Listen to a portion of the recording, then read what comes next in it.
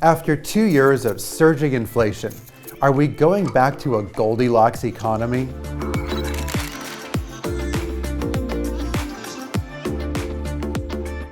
Investors love the low inflation environments of the 1990s and the 2010s, which delivered huge returns for equities.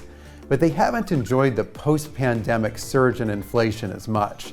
Stocks fell sharply in 2022, and although they rebounded in 2023, they haven't convincingly passed their old highs.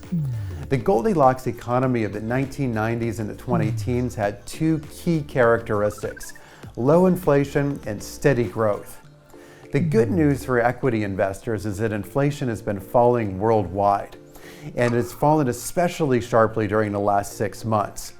In the past 6 months, U.S. core inflation has run at an annualized pace of below 3%, and outside of rental costs, it's been running at below 2%. So the inflation front is improving. However, the economic growth front is looking a bit shaky.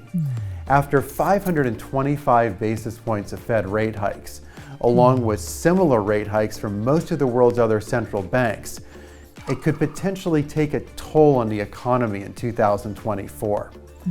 If the economy were to fall into a recession, that could be bad news for stocks. The S&P 500 lost 50% of its value during the 2001 recession and 60% of its value during the global financial crisis, even as inflation rates remain low. Additionally, stocks were cheap in the early 1990s and the early 2010s when the S&P 500's market cap was worth less than 50% of annual US GDP. Now the S&P 500 is trading at close to 160% of US GDP. As such, even if we did return to a Goldilocks economy, it's not obvious that stocks would perform exceptionally well.